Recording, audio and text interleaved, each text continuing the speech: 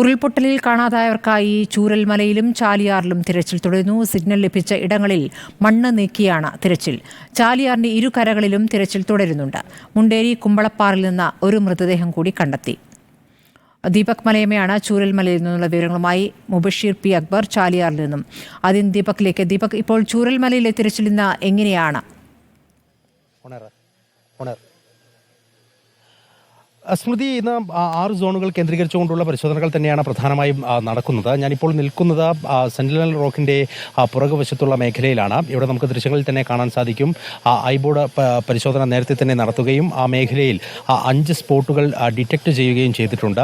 അവിടെ സിഗ്നലുകൾ കിട്ടിയതിന്റെ അടിസ്ഥാനത്തിലാണ് റിട്ടയർഡ് മേജർ ജനറൽ ഇന്ദ്രപാലിന്റെ നേതൃത്വത്തിലുള്ള സംഘം ആ മേഖലകൾ സ്പോട്ട് ചെയ്ത് ജിയോ ടാഗിംഗ് പൂർത്തിയാക്കിയിരിക്കുന്നത്. ഇപ്പോൾ ആ മേഖലയിലേക്ക് വീണ്ടും ഡ്രോൺ പറത്തുകയാണ്. അതിൽ ഒരു കയർ കെട്ടി അതിലൊരു കുപ്പി ഉൾപ്പെടെ കെട്ടിയിട്ടാണ് ഇപ്പോൾ ആ ഡ്രോൺ പറത്തി വിട്ടിരിക്കുന്നത്. ഞാൻ മനസ്സിലാക്കുന്നത് ഈ ഒരു സിഗ്നൽ കണ്ടെത്തിയിരിക്കുന്ന മേഖല എന്ന് പറയുന്നത് വലിയ രീതിയിൽ ചതുപ്പിന് സമാനമായ രീതിയിലേക്ക് മാറിയിട്ടുണ്ട്. അതുകൊണ്ട് തന്നെ അവിടെ വലിയ വെള്ളക്കെട്ട് ഉൾപ്പെടെയുണ്ട്. ആ മേഖലയിലെ പരിശോധന കൂടി പൂർത്തിയാക്കുക എന്നുള്ള ലക്ഷ്യത്തോടു കൂടിയാണെന്നാണ് മനസ്സിലാക്കുന്നത്. നേരത്തെ തന്നെ JCB യിലേക്ക് എത്തിക്കാനുള്ള ശ്രമങ്ങളുണ്ടായിരുന്നു. പക്ഷേ അത് പൂർണ്ണാർത്ഥത്തിൽ JCB യിലേക്ക് എത്തുന്ന സാഹചര്യം ഉണ്ടായിട്ടില്ല. JCB എത്തിക്കഴിഞ്ഞാൽ മാത്രമായിരിക്കും അവിടെ താഴെ ഭാഗത്ത് വലിയ രീതിയിൽ കമ്പുകൾ കുത്തിവെച്ചിരിക്കുന്നത് കാണാം. അതാണ് ജിയോ ടാഗിങ്ങിൻ്റെ ഭാഗമായി സ്പോട്ടുകളായി ഡിറ്റക്ട് ചെയ്തിരിക്കുന്നത്. അവിടെ മണ്ണ് നീക്കിക്കൊണ്ടുള്ള പരിശോധനകളാണ് ഉണ്ടാവുക.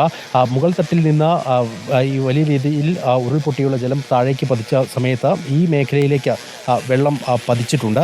അങ്ങനെ ആളുകൾ ഒഴുകി ഇവിടേക്ക് എത്തിയിട്ടുണ്ടാകാം, അവർ മണ്ണിനടിയിൽ പെട്ടിട്ടുണ്ടാകാം എന്നുള്ള നിഗമനത്തിൻ്റെ അടിസ്ഥാനത്തിലാണ് ഇത്തരത്തിൽ ഒരു പരിശോധനയിലേക്ക് പോയിട്ടുള്ളത്. കഴിഞ്ഞ ദിവസം ബെയിലി പാലത്തിൻ്റെ താഴ്ഭാഗത്ത് സമാനമായ രീതിയിൽ ഈ ഡ്രോൺ ബേസ്ഡ് സിസ്റ്റം ഉപയോഗിച്ചുകൊണ്ടുള്ള സിഗ്നലുകൾ ലഭ്യമായിരുന്നു. അങ്ങനെ 4 കേന്ദ്രങ്ങൾ നോക്കി അവിടെ കുഴിച്ച് നോക്കിയിട്ടുണ്ടായിരുന്നു. പക്ഷേ അപ്പോൾ മനുഷ്യ സാന്നിധ്യം സ്ഥിരീകരിക്കാൻ കഴിയുന്ന സാഹചര്യം ഉണ്ടായിട്ടില്ല. എങ്കിൽ പോലും ഈ ഒരു മേഖല കേന്ദ്രീകരിച്ച് കൂടി പരിശോധന പൂർത്തിയാക്കുമ്പോൾ മനുഷ്യ സാന്നിധ്യം ഉണ്ടെങ്കിൽ അത് കണ്ടെത്താം എന്നുള്ളതാണ് പ്രതീക്ഷിക്കുന്നത്. അങ്ങനെ ശാസ്ത്രീയമായ രീതികൾ കൂടി അവലംബിക്കുന്നു എന്നുള്ളതാണ് ഈ ദുരന്തഭൂമിയിൽ നിന്ന് നമുക്ക് പറയാൻ സാധിക്കുന്നത്. മറ്റൊന്ന്, എല്ലാ മേഖലകളിലും യന്ത്രസാമഗ്രികൾ ഉപയോഗിച്ചുകൊണ്ടുള്ള തെരച്ചിൽ തന്നെയാണ് ഇന്ന് രാവിലെ മുതൽ നടത്തിയിട്ടുള്ളത്. പുഞ്ചിരിവട്ടം മുതൽ ഇങ്ങ് താഴേക്ക് ഏതാണ്ട് വില്ലേജ് റോഡ് പരിസരം വരെയുള്ള മേഖലകളിലൊക്കെ അസമാനമായ രീതിയിലുള്ള പരിശോധനകളാണ് നടത്തിയിട്ടുള്ളത്.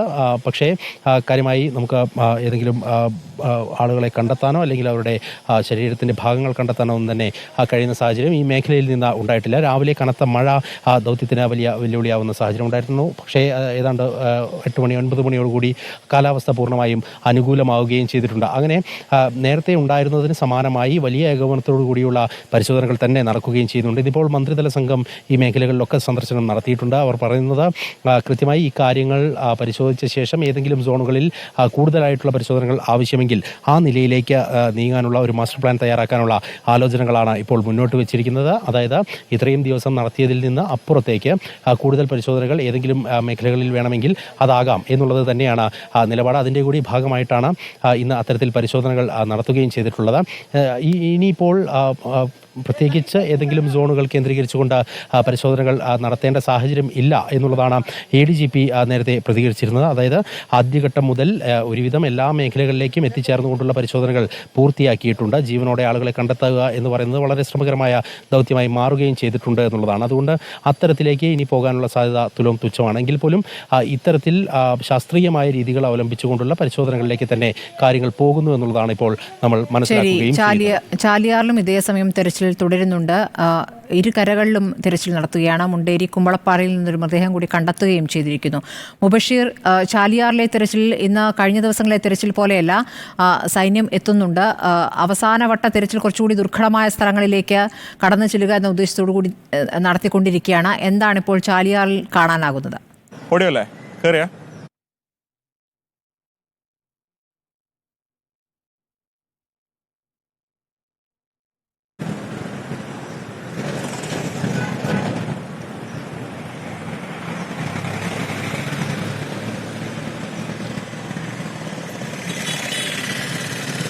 സ്മൃതി, അതായത് ചാലിയാർ പുഴയ്ക്കിപ്പുറം ആദിവാസി മേഖലയാണ്. ഈ ഒരു ആദിവാസി മേഖലയിൽ കിലോമീറ്ററുകൾക്കപ്പുറത്താണ് ഇന്നലെ രാത്രി രണ്ട് മൃതദേഹങ്ങളുടെ ഭാഗങ്ങൾ കണ്ടെത്തിയിരിക്കുന്നത്.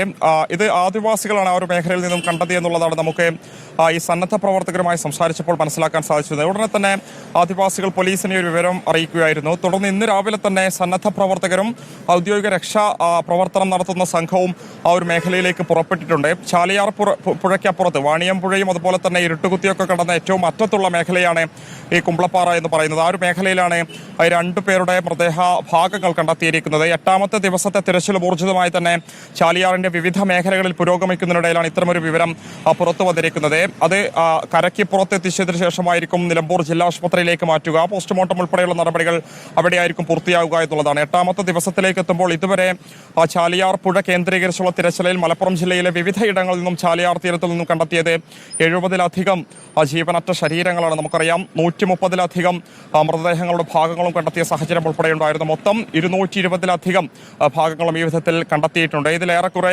ഇവയുടെയൊക്കെ തന്നെ പോസ്റ്റ്മോർട്ടം നടപടികളും പൂർത്തിയായിട്ടുണ്ട്. ഇതിൽ 8ഓളം മൃതദേഹങ്ങളാണ് അടക്കം ചെയ്തിട്ടുള്ളത്. അതിൽ ബന്ധുക്കൾ ഏറ്റെടുത്തതും ആ നിലയിലുണ്ട് എന്നുള്ളതാണ് നമുക്ക് മനസ്സിലാക്കാൻ സാധിക്കുന്നത്.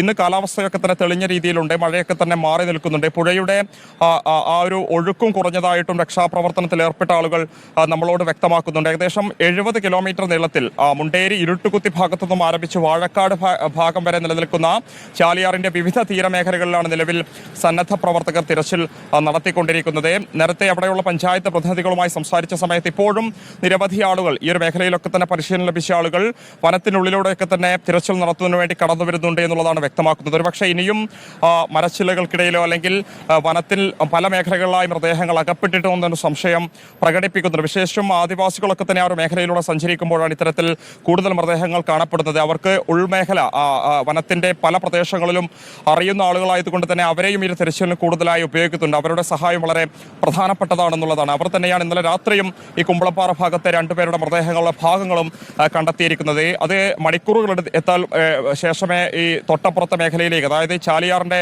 മറുവശത്തേക്ക് എത്തിക്കാൻ സാധിക്കൂ എന്നുള്ളതാണ്. അവിടെ വാഹനങ്ങളും ആംബുലൻസ് ഉൾപ്പെടെയുള്ള വാഹനങ്ങൾ സജ്ജമാക്കിയിട്ടുണ്ട്. 8ാം ദിവസവും വളരെ ഊർജിതമായ തിരച്ചിൽ തന്നെയാണ് ചാലിയാർ കേന്ദ്രീകരിച്ച് നടത്തിക്കൊണ്ടിരിക്കുന്നത്. നാട്ടുകാരും ഊർജിതമായ തിരച്ചിൽ വനത്തിന്റെ വിവിധ മേഖലകളിലൂടെ നടത്തിക്കൊണ്ടിരിക്കുന്നുണ്ട്. മേപ്പാടി ഭാഗത്തു നിന്നും കേവലം തുച്ഛമായ കിലോമീറ്റർ ദൂരപരിധി മാത്രമുള്ളൂ ഈ നിലമ്പൂരിലൂടെ ഉൾപ്പെടെ ഒഴുകുന്ന ചാലിയാറിലേക്ക് എന്നുള്ളതാണ് മൃതദേഹങ്ങൾ ആ ഒരു മേഖലയിലേക്ക് എത്താൻ കാരണമായി കണക്കാക്കുന്നത്. പുഴയിലേക്ക് ഒഴുകി വന്ന സമയത്ത് തന്നെ ശക്തമായ കുത്തൊഴുക്കിൽ വനത്തിന്റെ പല ഭാഗങ്ങളിലും ഈ നിലയിൽ മൃതദേഹങ്ങൾ അകപ്പെട്ടിട്ടുണ്ടെന്നും മനസ്സിലാക്കുന്നുണ്ട്. കണ്ടെത്താൻ കഴിയാത്ത രീതിയിലും ഇപ്പോഴും ആ ഭാഗങ്ങളിലൊക്കെ തന്നെ മൃതദേഹങ്ങൾ ഉണ്ട് എന്നുള്ളതാണ് നിലവിൽ മനസ്സിലാക്കുന്നത്. അതുകൊണ്ട് തന്നെ വരും ദിവസങ്ങളിലും ഈ ഒരു മേഖല കേന്ദ്രീകരിച്ചുള്ള പരിശോധന തുടരുമെന്നാണ് മലപ്പുറം ജില്ലാ പോലീസ് മേധാവിയും ജില്ലാ ഭരണകൂടവും ഈ ഒരു ഘട്ടത്തിൽ വ്യക്തമാക്കുന്നത്. കഴിഞ്ഞ ദിവസം മന്ത്രി തന്നെ ഇക്കാര്യത്തിലൊരു പ്രതികരണം നടത്തിയിരുന്നു. നേരത്തെ മൃതദേഹങ്ങളുടെ ഭാഗങ്ങൾ, അവശിഷ്ടങ്ങൾ കണ്ടെത്തിയ ഭാഗത്തൊക്കെ തന്നെ ഇന്ന് വീണ്ടും വളരെ ആഴത്തിലുള്ള പരിശോധന നടത്തും. ആ ഒരു മേഖല കേന്ദ്രീകരിച്ചുള്ള പരിശോധന തുടരുമെന്ന് റവന്യൂ മന്ത്രി തന്നെ വ്യക്തമാക്കിയിരുന്നു. ഒരുപക്ഷെ കാണാൻ കഴിയാത്ത മേഖലകളിലേക്കൊക്കെ തന്നെ ഇത്തരത്തിലുള്ള ഭാഗങ്ങൾ എത്തപ്പെട്ടിട്ടുണ്ടോ എന്നൊരു സംശയത്തിന്റെ അടിസ്ഥാനത്തിൽ കൂടിയാണ് അവിടെയൊക്കെ തന്നെ തിരച്ചിൽ നടത്തുന്നത്. 8ാം ദിവസവും ഊർജിതമായ തിരച്ചിൽ മലപ്പുറം ജില്ലയിലെ ചാലിയാർ ഒഴുകിപ്പോകുന്ന പല മേഖലകളിലായി തുടരുകയാണ്. സ്മൃതി. ശരി, ദീപക് മലമയും മുബഷീർ പി അക്ബറുമാണ് വിവരങ്ങൾ നൽകിക്കൊണ്ടിരിക്കുന്നത്.